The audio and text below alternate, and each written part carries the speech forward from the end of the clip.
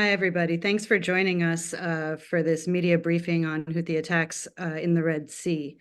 Events are moving very quickly, so I'll keep this introduction fairly short so we can get straight to the heart of things with our esteemed group of panelists. We have Stephen A. Cook, the Eni Enrico Mattei Senior Fellow for Middle East and Africa Studies here at the Council on Foreign Relations. We have Admiral James Fogo, Dean of the Center for Maritime Strategy and the former commander of U.S. Naval Forces Europe Africa. And we have Ray Taike, Hasib Sabah Senior Fellow for Middle East Studies here at CFR. And I'll just add that we'll be posting this to CFR.org later on, and you can find a host of other material on CFR.org and also at the Foreign Affairs website. So the Houthis have launched more than 35 attacks on commercial vessels in the Red Sea since mid-November, positioning themselves as responding to protesting Israel's response to the October 7th attacks. As of today, the U.S. has launched 5 strikes on Houthi targets in Yemen. Things seem to be, we'll get to this, but things seem to be also spiraling somehow between Pakistan and Iran. It feels as each day goes by that the world is ever closer to the precipice of some conflict even greater than what we're seeing right now. So thank you to our panelists for joining us to help us make sense of this. Stephen, I'll start with you. Maybe you can give us an overview of what we're dealing with here, of who the Houthis are, so everyone has a baseline. And then also, if you could outline their strategy and what you think their goals really are here. Thanks very much, Miriam. It's a great pleasure to be with everybody. It's a great pleasure to be with my friend Ray Taike and Admiral Fogo to discuss this, I think, extraordinarily important issue and the prospects for escalation in the region. I'm sure that many on the call know already some things about the Houthis, but just to clarify, I think it's important to get some baseline here on the Houthis. This is a group that has been actually in conflict with the central government authorities in Yemen for quite some time. It is not a distinct ethnic group per se in Yemen. There is a guy named Houthi that the Houthis follow, Abdul Malik al-Houthi. They are Zaydis or Fiver. They are from the Fiver branch of Shia Islam.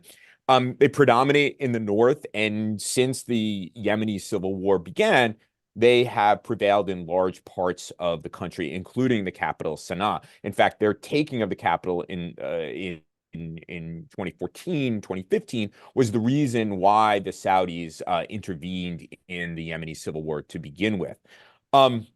They fight under the banner, God is great, death to America, death to Israel, damn the Jews, victory for Islam. And they've gotten involved in the conflict in the Gaza Strip by first trying to penetrate Israeli defenses with drones and ballistic missiles. The United States Navy shot down quite a number of Houthi missiles and drones directed at Israel. Israel's Arrow anti-ballistic missile system also in a first test of it in action actually shot down Houthi missiles. And so the Houthis shifted their tactics and began attacking what they believe to be Israeli shipping or Israeli linked shipping in the Red Sea. They then expanded those attacks to broadly include commercial shipping in the region. And they have said that this is an effort that they will continue to attack shipping as long as the Israelis are engaged in military operations in the Gaza Strip. I'm not exactly as convinced that now, after attacks on 35 vessels over the course of the last 2 months, that is really specifically about getting the Israelis to stop. No doubt there is an effort to put economic pressure on the United States and countries in the West to bring pressure to bear on the Israelis to wind down their operations. But I think that the Houthis' ability to disrupt the global economy, or at least to attempt to disrupt the global economy, and thus far they've been somewhat successful in forcing commercial shipping lines to reroute their vessels around Africa, which has a number of economic and environmental knock-on effects. I think that there's now a kind of the Houthis are engaged in a broader effort to demonstrate that they can open and close the Mandeb Strait and play this very significant role in the global economy and global security that goes well beyond Israel and Gaza. Thanks. Admiral, could you tell us what the U.S. response has looked like? They launched this multinational or international naval force to try and protect shipping in the Red Sea. But could you outline, maybe from a military perspective, what we're dealing with over there? Certainly, Miriam, and it's a pleasure to be here with you and Steve and Ray today. So the purpose of the United States Navy is well, there's several things that we do. One is to keep the sea lines of communication open and to keep commerce flowing around the world and to protect U.S. and in certain cases, allied interests. So as you look at the Red Sea, it is a significant, vital waterway for trade. And when you start at the Bab el-Mandeb, things shrink down to a very narrow strait. Then it widens to a couple of hundred miles, and 1,400 miles later, you get to the Suez Canal. That's a cash cow for the Egyptians.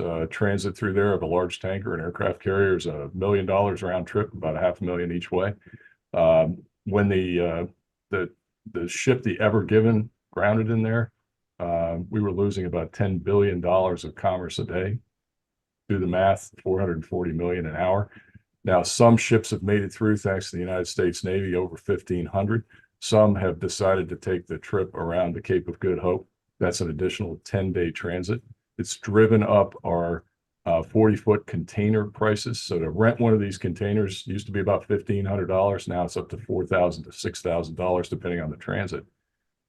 It's curious that COSCO, the China Ocean Shipping Company, has continued to sail through there without any problems.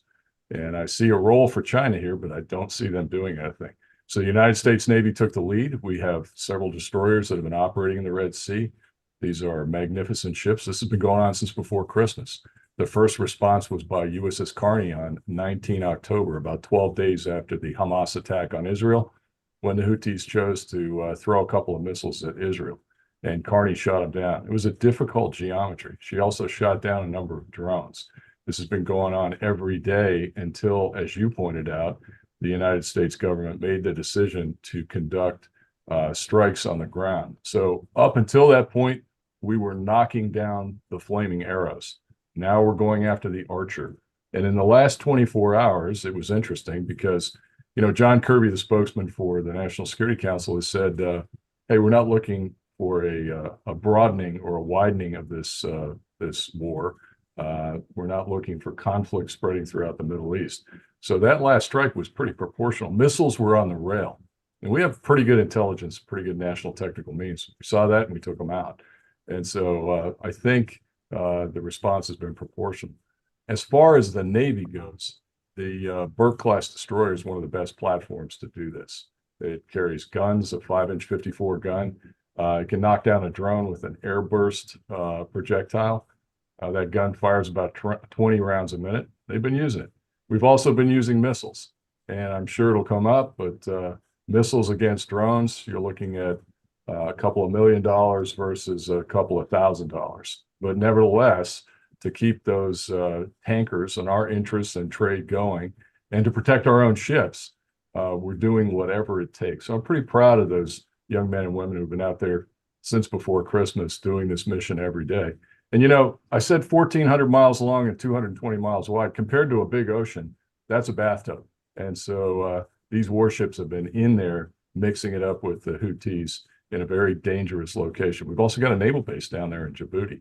And, the Houthis have threatened to attack U.S. military infrastructure in the last 48 hours. So we need to be very, very careful as we move forward. But so far, I think so good. Just last thing, a couple of weeks ago on CBS, David Martin asked me something along the lines of, can you guarantee 100% knocking down missiles or preventing attacks on ships or U.S. ships? Well, no, I can't. But the track record so far has been pretty good. Some companies like Maersk and Shell have decided to go around the Cape of Good Hope, and that increases carbon footprint, fuel use, and costs. We need to get this situation under control so we can get all 100% of commerce flowing through the Red Sea. Thank you. Ray, I'd love to talk to you about Iran. I think when people express concern about this conflict growing into something bigger, maybe some sort of direct confrontation between the U.S. and Iran. So could you please explain to us what the Houthi-Iran relationship is? And as I understand it, the Axis of Resistance has various, as they call themselves, various relationships within it. And I would be curious to hear a comparison also of the very tight relationship between Iran and Hamas, and how does that compare with how Iran conducts its relationship with the Houthis? Yes, thank you. Thanks for having me, and it's good to be with everyone here.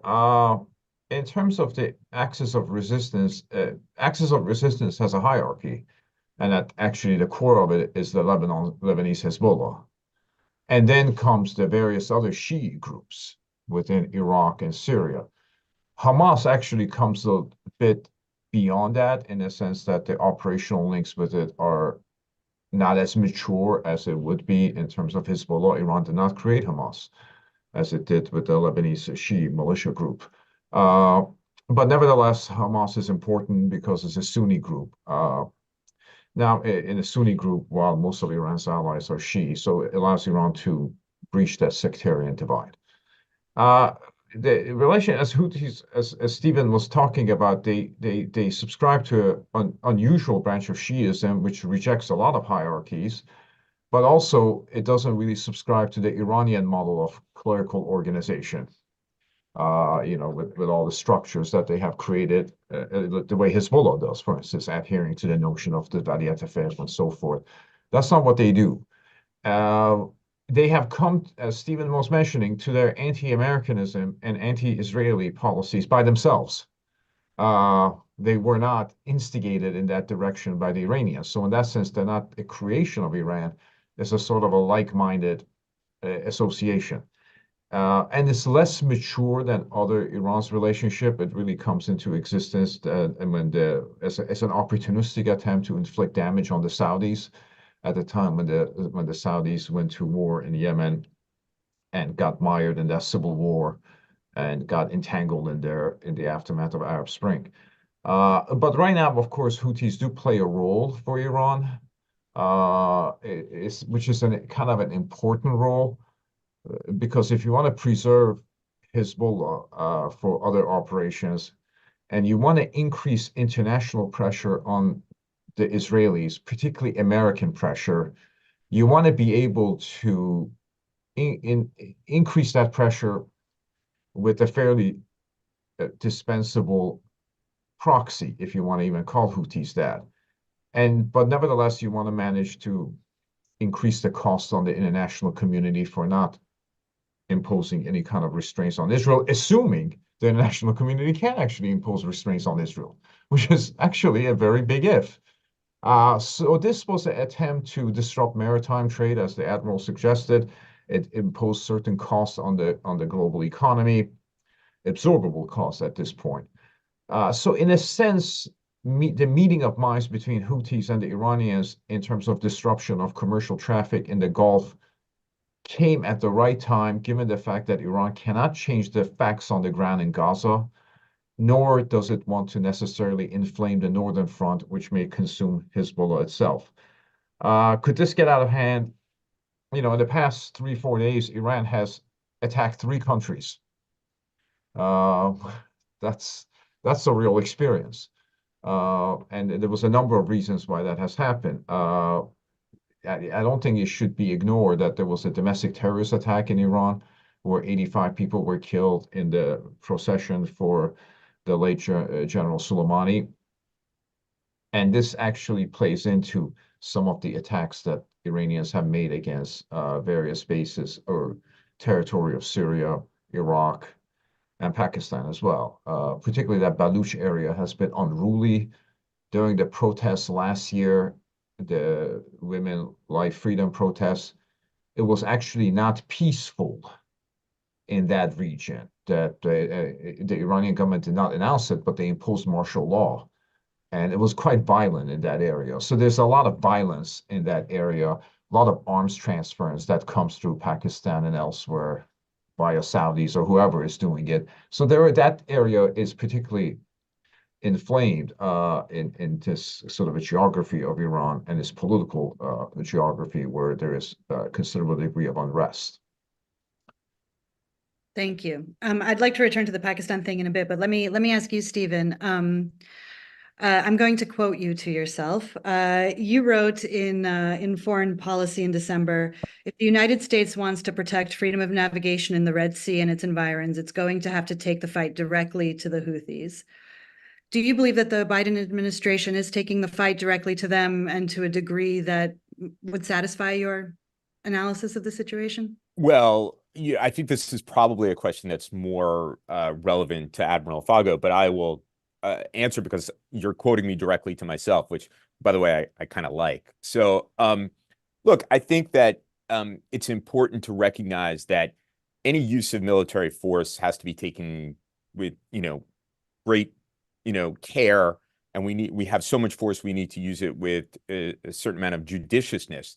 I think freedom of navigation is a global interest of the United States. It's a core interest of the United States.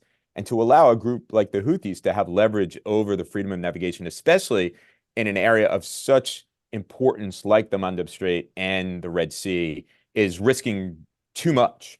And that I think the administration has finally realized that they do need to take action against the Houthis. But I will say that I was speaking with a number of Arab officials recently who said, look, if you're just going to poke the Houthis, it's not going to stop. You're going to have to undertake the kind of military action that makes it difficult, if not impossible, for the Houthis to harass and attack shipping in the Gulf. And thus far, I think the administration is more in the former category rather than the latter category. Now, I think Admiral Fago is better positioned to talk about the kind of gradations of escalation and what's really necessary to do the job here. But I think at a level of principle, there is this situation calls for the use of military force. We're not talking about invading Yemen and changing regimes and the kinds of things that we've done in the past. I'm talking about something that's genuinely important to the United States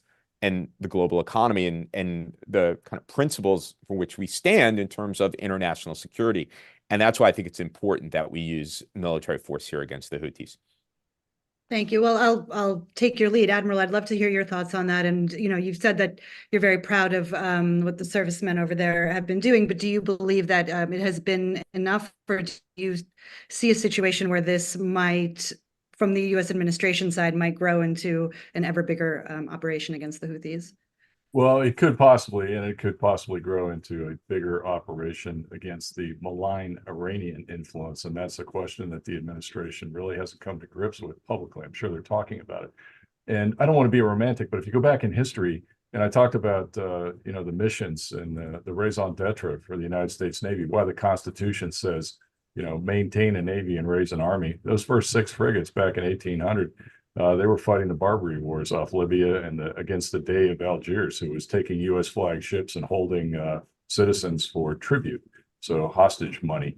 We went to war with them, and there were some great heroes of that campaign who have been, immortalized over at the U.S. Naval Academy. I was over in Annapolis this morning.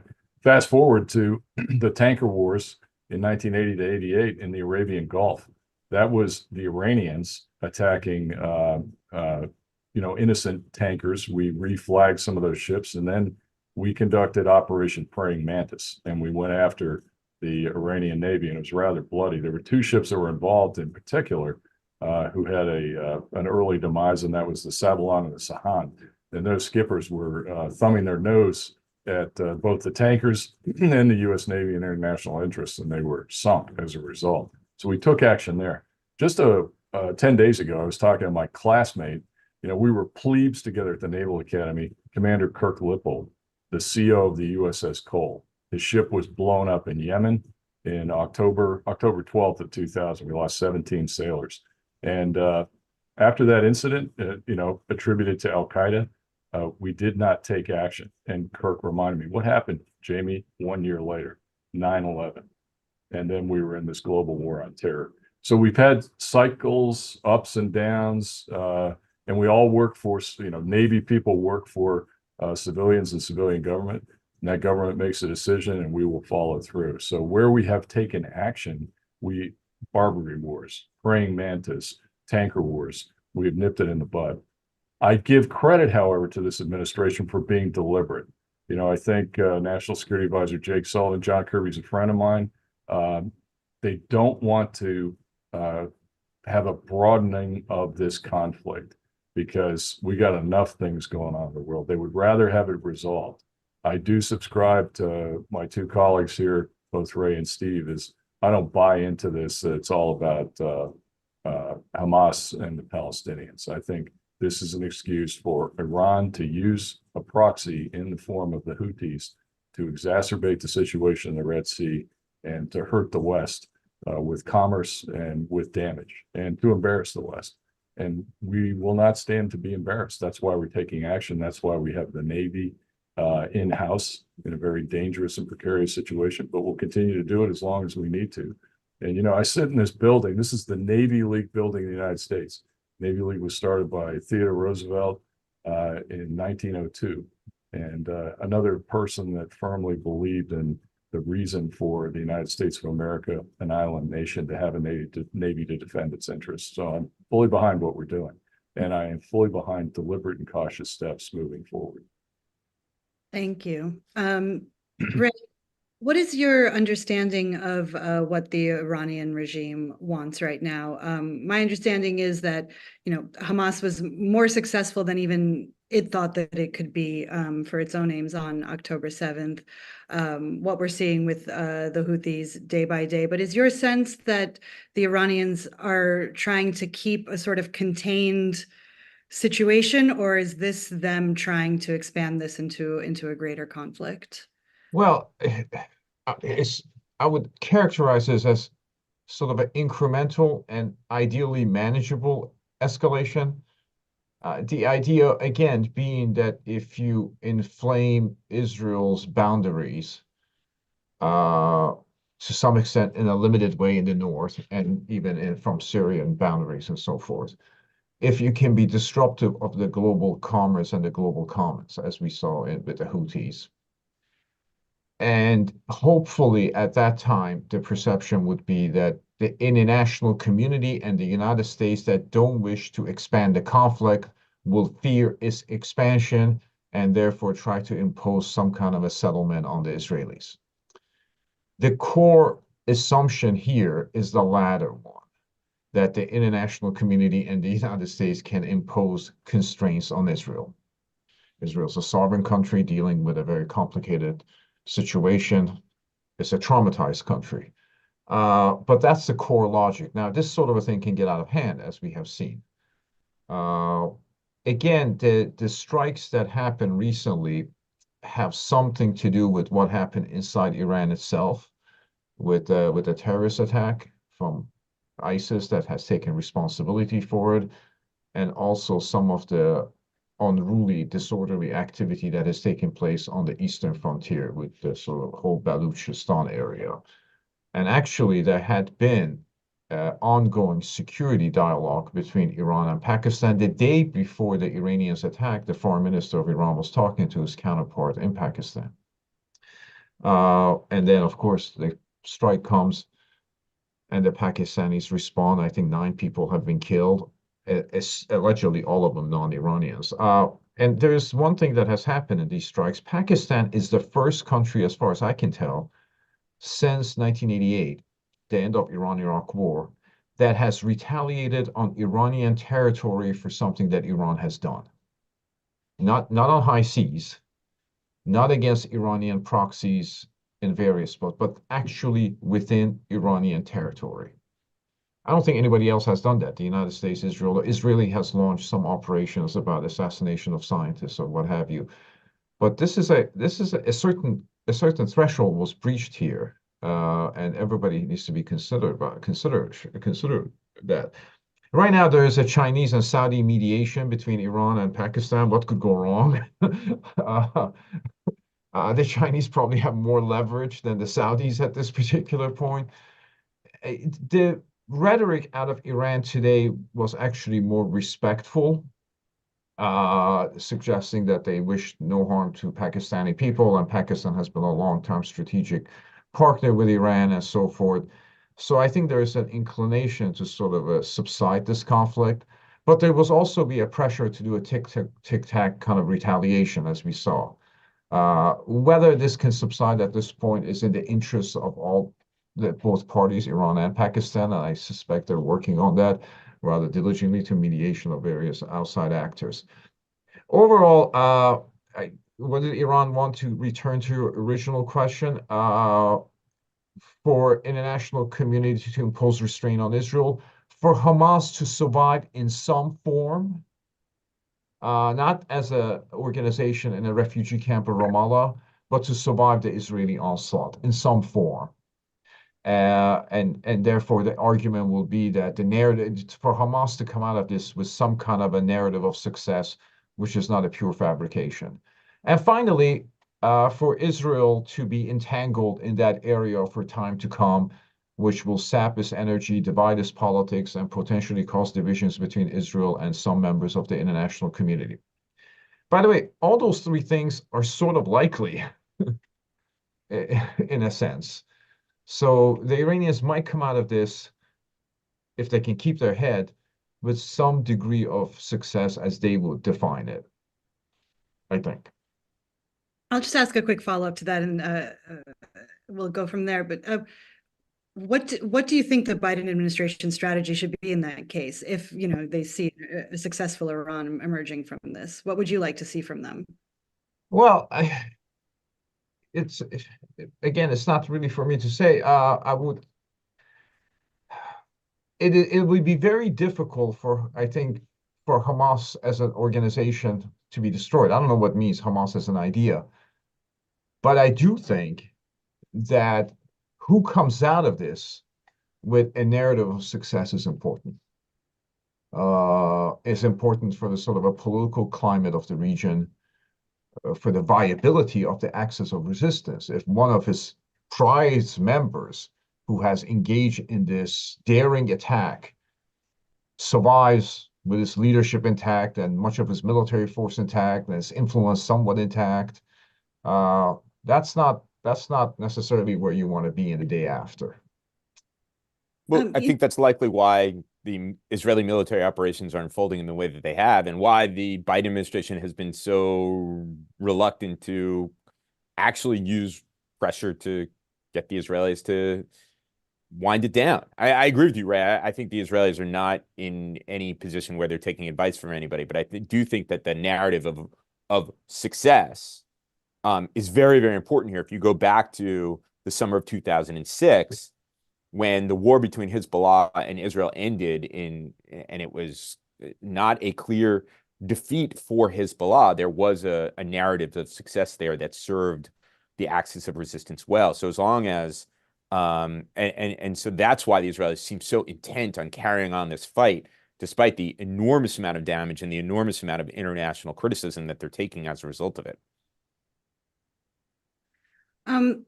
Whoever wants to take this can take this, but one thing that I've noticed is that, speaking of narrative, that the Houthi narrative has changed a lot, it seems, in recent years. Whereas before, it was a lot of, although they show death to Israel, death to America on the flags, wrapping themselves up in this sort of anti-colonialist resistance, the fighting US/Israeli imperialism, as they framed it. It seems to have won them some fanboys and fangirls, at least on the far left in this country. But I'm wondering, to what degree do you think that is an important shift, or is that something that can be sort of ignored for the more military political strategy? Is that something that should be countered in some way? I'll just say one thing before, Steve. If Houthis are capturing the imagination of the left in American campuses, there's something seriously wrong with the left in the American campuses.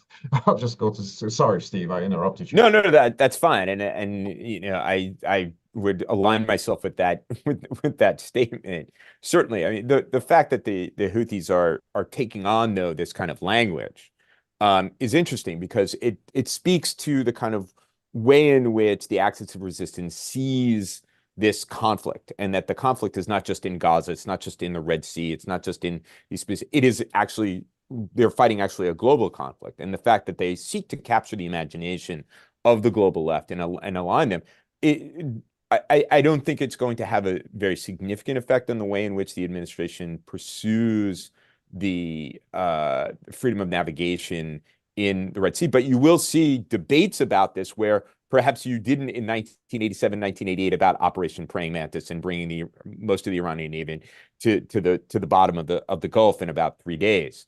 So it will provide, and because everything is narrative and because we have the social media, but I don't see it really impacting what the United States actually does. It strikes me that this would be more kind of Washington inside baseball type stuff. But I will say, Miriam, you started out with, talking about their, the flag under which they fight.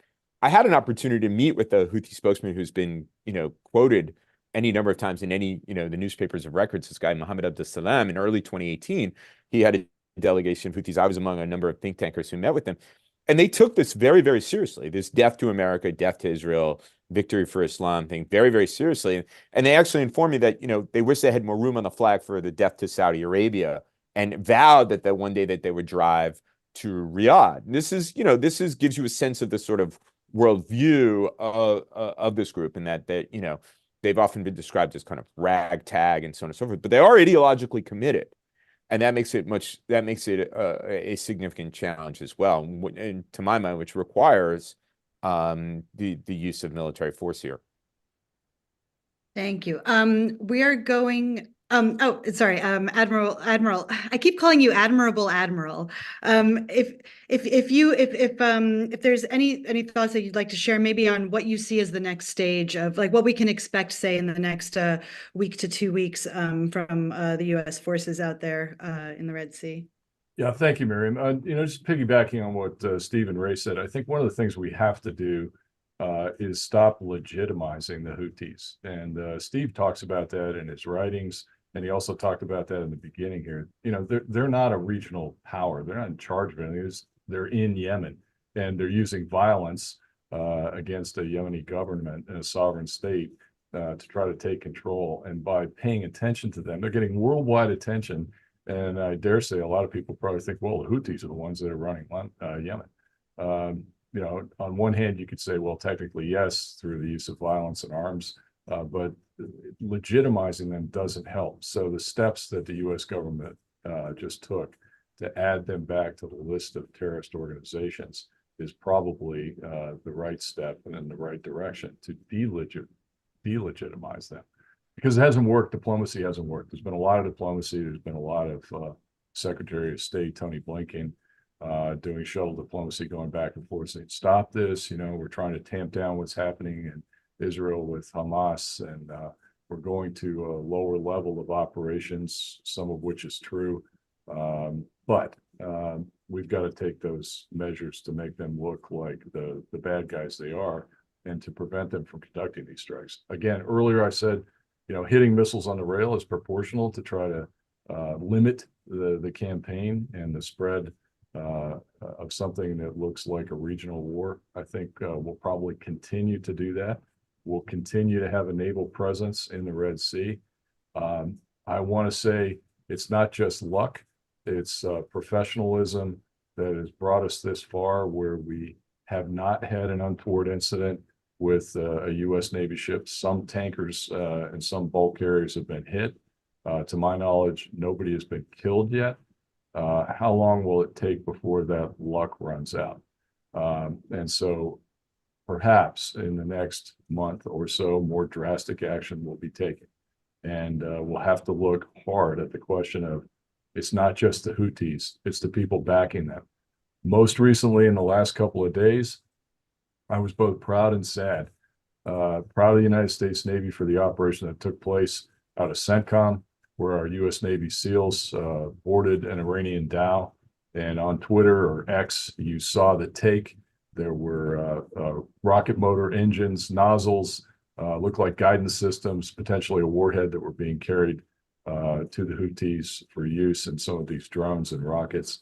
And unfortunately, It looks like we lost 2 Navy SEALs. The search and rescue operation is still going on, but it's been a couple of days now, and it's pretty rough out there.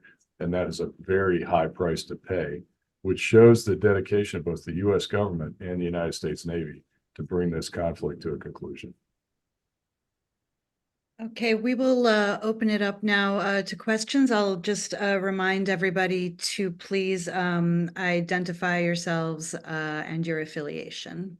And I'll turn it over to Emily to handle the questions. Thank you so much. Yes, to ask a question, just click on the raise hand icon on your Zoom window.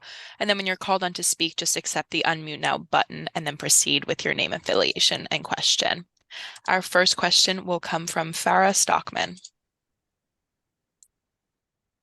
Hi, it's Farah Stockman. I'm with the editorial board of the New York Times. Thanks for doing this. I'm curious what you can tell us about the targets of the Iranian strikes. It seems notable that they're all in pretty friendly countries. I haven't been able to see any statement out of Syria, but what do we know about their the people who were taken out, and is there any grain of truth in what Iran says when it accuses these targets of being affiliated or funded by the United States or Israel? There has been no official comment from the Syrians. They're kind of used to their territory being bombed by other people. Israelis have been, I think, active in the Kurdistan area. I'm not quite sure if the Iranians have the right target when they destroy that house and kill those people. But the response from Iraq is an interesting one because it's been a fairly robust response for Iraq. They withdrew their ambassador. They have lodged a complaint with the United Nations, and they have even presumably taken their case to the Arab League. That reflects the fact that perhaps there's some splintering in the Shia community within Iraq, and there's a movement toward greater degree of nationalism as opposed to sectarian politics. The targets in Pakistan, they have announced a number of the areas. What they have suggested that no Pakistanis were actually killed, and frankly, Pakistanis have suggested that no Iranians were killed in their retaliation. Although I should say in Pakistani retaliation, I think 4 children were killed. Do I think there is a merit to the Iranian case that some of these attacks were instigated by those allied with the United States or Israel? Well, it is the Iranian official position that ISIS was created by the United States and Israel. So any attack by ISIS in their imagination would have to be attributed to United States and to lesser extent Israel. And in their kind of cosmology, in their view, in their at least stated opinion, General Soleimani was killed particularly because he was so effective against ISIS, an instrument of American hegemony in the region. Now, everything I said is just as absurd as it sounds. But that is their position. I don't attach much credibility to it, but others can comment on it as well, if they wish.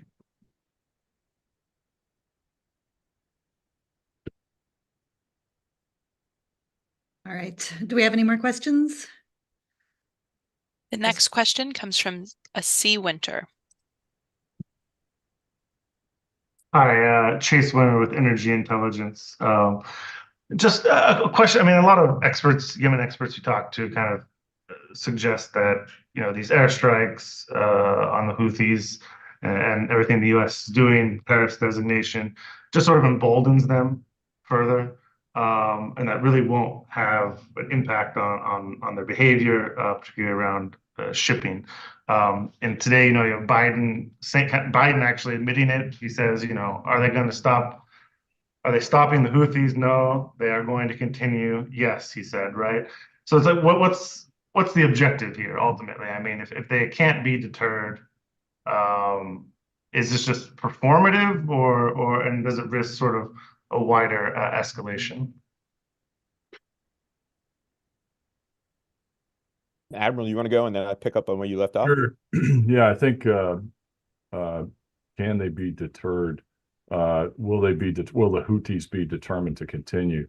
I think their track record indicates that they will continue to conduct strikes. And over the weekend, reporting in the New York Times, from the 30 different sites, 150 different missiles or bombs that were dropped on those sites were fairly effective in destroying those targets, but that was a small fraction of the broader capability that the Houthis can bring to bear. And as I said, in the last couple of days, you're seeing some very clinical pinpoint strikes on things like missiles on the rail. So I'd kind of ask the rhetorical question, if you destroy a missile on the rail or several missiles on the rails, are you in fact having an impact on strikes on shipping in the Red Sea? I think the obvious answer is yes. Probably saved a few lives there. I go back to my own experience in the Libya campaign, Operation Joint Task Force Odyssey Dawn. I was the Joint Task Force J3 in the Mediterranean for that operation, and I carried over as a NATO commander into Operation Unified Protector. That went on for 9 months. And if you look back in the records, something like 19,000 sorties launched and about 9,600 precision guided munitions. That was a coalition of the willing and NATO that were conducting those strikes in 2011. And it just goes to show that we as a coalition or unilaterally as the United States or in some security organization can probably continue this for a very long time. I think the Houthis should take note of that. And the fact that we can continue to attrit their assets that are being used violently against Western shipping in the Red Sea and eventually come to some kind of terms where it stops. And of course, that will all depend on the outcome of what's going on in the Eastern Mediterranean right now. But let me defer to my two colleagues for a comment as well. Well, I'll just say that this underlines the question underlines the point that the Arab official who I was speaking with was making, which is that if we are merely going to engage in kind of a poking or a pinprick against the Houthis, it's likely to continue. But if we are serious about doing a lot of damage to the Houthis, whether they are motivated or not, if we do a lot of damage to their capabilities, they won't be able to attack shipping in the Red Sea. And so it clearly requires the United States to continue to, as the Admiral said, continue to undertake operations against the Houthi capabilities until they can no longer do it. Because if in fact the analysis is that they'll continue to do it, then you have to destroy their capabilities. I don't think there's anything performative about it. I think that we're certainly capable of doing it. I think we're constantly looking for the quick and risk-free approach, and there's going to be nothing quick or anything risk-free about it. But I think that in this case, when such an important global interest is at stake, like freedom of navigation, it is worth the American effort to invest in ensuring that the Houthis, of all people, do not gain leverage over freedom of navigation, the global economy, and the geopolitics of that part of the world.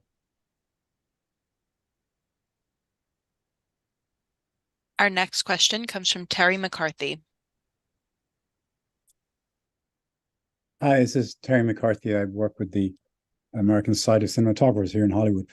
I'd like to pick up on something that Ray talked about, the narrative of success, which, as you put it, now seems to be favoring the Iranians. That how this plays out would seem to be in their interests. So to flip that and to say what is a narrative of success that would favor the United States and also Israel, it seems to me the nightmare for Iran is that there is a deal that's done, and the Abraham Accords and the deal with Saudi gets back on track, which is what their biggest nightmare. And that would be something that would then put all these proxies, if you like, on the wrong side of the bargain, including the Houthis, because then the Middle East completely changes. And I'm wondering if that is something that the Iranians, in that sense, the Iranians would like to prolong the conflict in Gaza, not force a settlement on Gaza right now. Does that make sense? Yes, I think it does. I do believe that the conflict in Gaza will be prolonged. And I do think, or my friends, Stephen and the Admiral can comment on this, that this would require, it seems to me, a considerable degree of Israeli engagement, if not occupation of Gaza. And then comes the task of reconstruction, and when there's a donor group and so on and so forth. So in that particular sense, the prolongation of Israeli involvement in Gaza will persist. And then comes the aftermath of this. There will be, it seems to me, a reckoning in Israeli politics. There'll be a commission to study this, and the Israeli politics are likely to be contested for quite some time. There is another aspect of this narrative of success that is more practical from Tehran's perspective, namely its attempt to consolidate control, I wouldn't say control, consolidate its influence over the many parts of axis of resistance, kind of bringing them together more in a sort of an operational cohesion. And that is actually something that is happening. They have deepened their relationships, not only with themselves and various proxies, but between those proxies.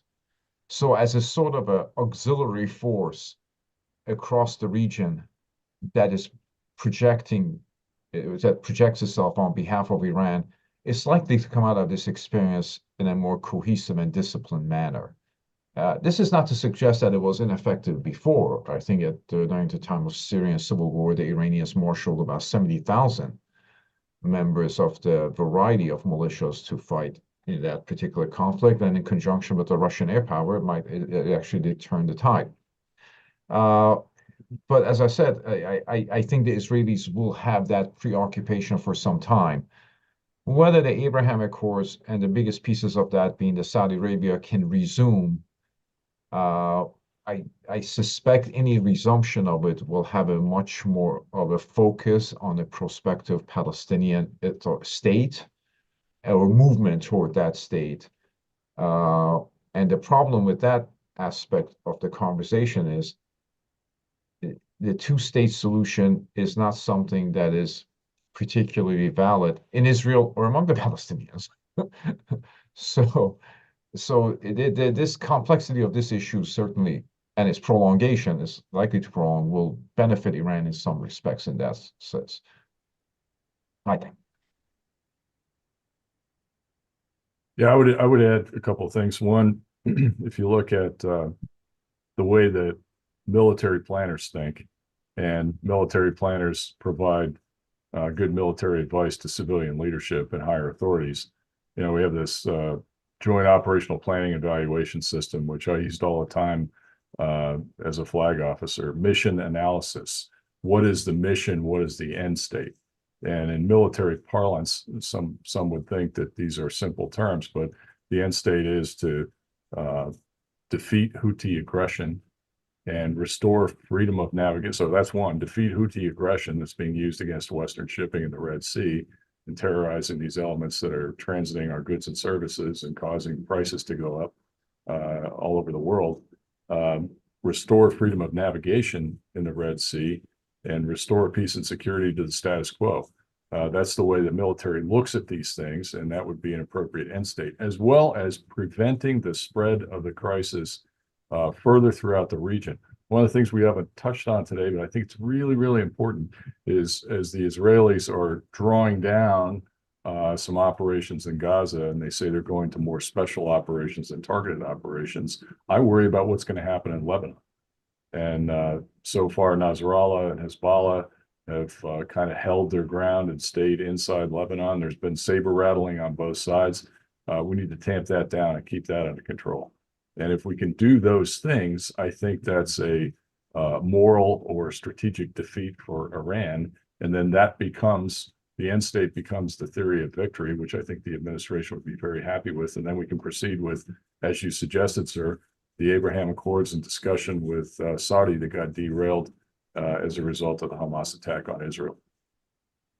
I think Admiral Fago brings up a really important point here, that the administration seems to believe that one of the ways it can bring the Israelis around is working through Riyadh, essentially bank shotting normalization and getting the Israelis to change their tactics in the Gaza Strip. But I think that that's unlikely to happen. I think that presently the Saudi requirement and demand on the Israelis is much too high. But if there's a fundamental change in sort of the regional picture, where the Iranians suffer a strategic defeat, then you can proceed with normalization in an entirely different way. If the Saudis are going to, if we're in a situation where the Saudis are now going to demand that there be a two-state solution or something close to it, it's certainly not going to work. So I think the Abraham Accords, and neither of those things are likely to happen. So I think the Abraham Accords, such as they are, will continue. I don't think that the Emiratis are interested in breaking their relations with the Israelis. The Bahrainis don't have an ambassador in Tel Aviv right now, but they're not going to break their relations with them. It's a similar situation with Morocco. There's no movement forward like we had hoped through the Negev process and other things. But at the same time, the Abraham Accords don't seem, at least quite yet, to really be in jeopardy, although Saudi normalization seems far off as a result of the conflict. Pardon me.